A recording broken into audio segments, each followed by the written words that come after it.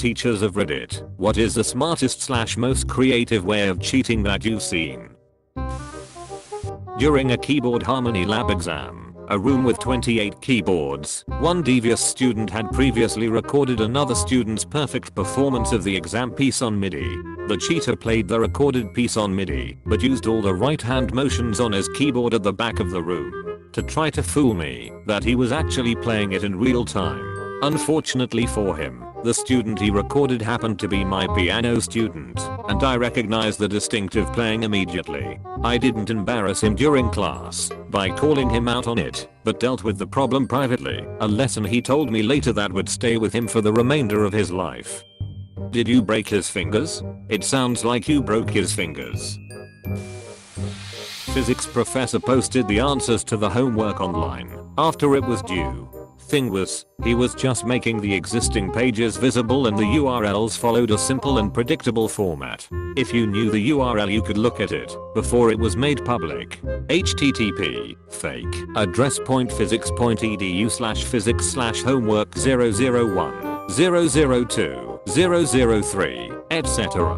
One of my professors had file names like this, but actually the next numbered one was a Word document that just said nice try in it.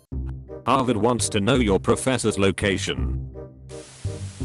A classmate broke the screen and keyboard of his calculator and hid his cell phone in it so it couldn't be seen from the teacher's position.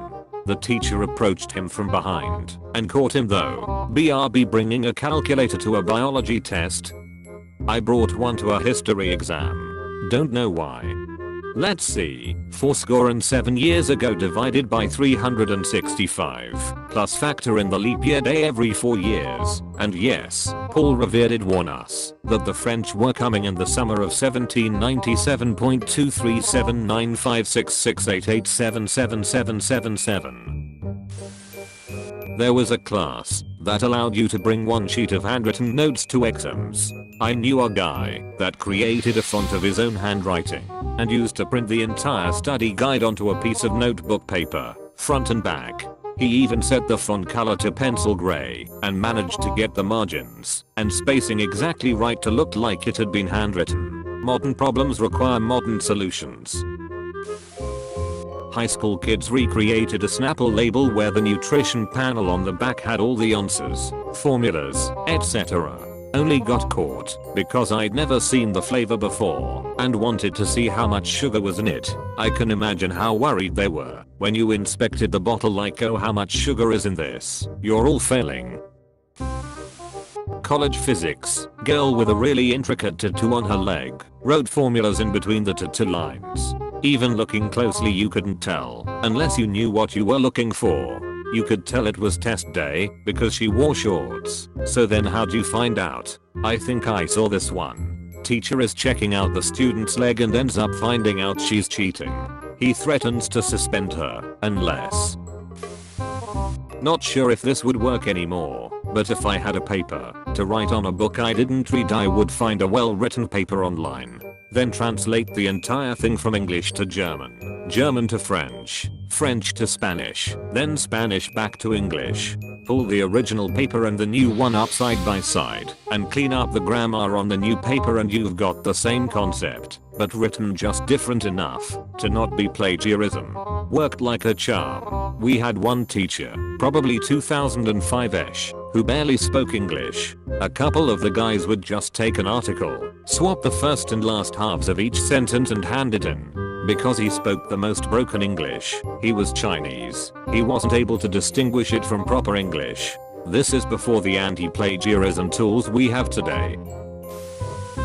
I remember a story from my chem professor. This student all semester who wasn't showing up to class kept getting his score improved significantly after regrades. They got their tests back, had a day to review them, and were allowed to resubmit for a regrade. They knew he was cheating because of the unlikelihood of the grading mistakes on multiple exams, but the TAs who graded it couldn't confidently say it wasn't their handwriting.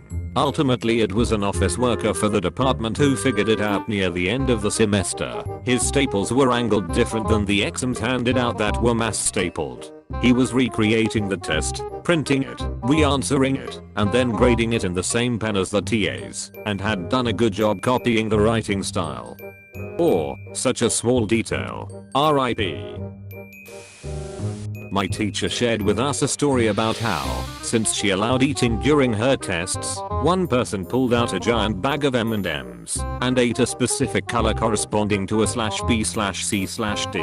It was a 2-student duo and they only got caught when another student ratted them out. What a snitch. Not the student but the teacher. So, the teacher, let's call him Mr. A, had a reputation for being a phenomenal teacher who had every student engaged/invested in his class, no matter how mundane the subject. Anytime he asked a question, every student's hand would shoot in the air with them shouting things like "call on me" or "I know the answer." Simply, Mr. A developed a reputation in the district as one of its best teachers. Fast forward a couple years, and I'm grabbing coffee with Mr. A, and I ask him, "What's your trick? How did you get every student bought in?" His response, "Well, I told the kids every time we had a visitor in class, I need you all to raise your hand, like I was giving away free candy. But if you don't know the answer, raise your left hand. If you do know it, raise your right hand, so I know who to call on and we all look good." Worked like a charm. I was supervising a final chemistry exam along with another co-worker.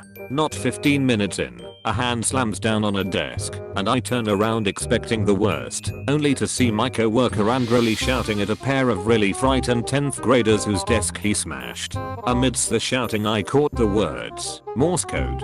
The guy proceeded to take them to the office. I called a hallway supervisor to take over, and ran after the group. Apparently, the kids were silently tapping the answers amongst themselves in Morse code. Not even with their fingernails, just their fingertips. I never heard a thing. My co-worker happened to catch B in Morse code or something. I honestly thought he finally went crazy solely because of his appearance. Picture Robin Williams in Jumanji going, "What year is it?" I'm 100% sure that if this co-worker weren't in the room, they'd have gotten away with it for sure. So they learned Morse code, but couldn't study for a test. Amazing. One of my old teachers told us a story about a student who had rigged up a tiny scroll of paper in a wristwatch with notes written on it. He turned the scroll by winding the watch. He ended up getting caught because he was winding his watch so dang much during the exam, but the teacher loved the creativity. In elementary/middle school we had to write a paragraph each week featuring all the vocabulary words included in that unit. One clever kid wrote something along these lines. One day kid's name had to write a paragraph for English class. He sat down, picked up a pen, and used these words in it. Proceeds to list out all the words. The teacher only let it go once, because she never saw that happen until then. My exams that used a graphic calculator, TI-84, required us to show the examiners a proof of reset screen before the papers started, so instead of actually studying for my papers, I painstakingly redrew the proof of reset screen pixel by pixel in the TI-84's pixel art program, and stored all my notes in it. Our calculator had a storage feature too. Once you open the battery cover it turns off, and on next start it shows the reset screen.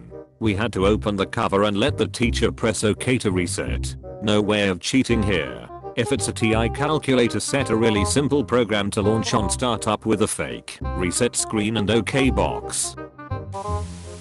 Not a teacher, but I used to use one of those rectangular erasers because the pencils the teacher gave us were cheap and the erasers only smudged the marks. The eraser came in a cardboard sleeve and I ripped it open and would write test answers on it, then erase it after exams for reuse.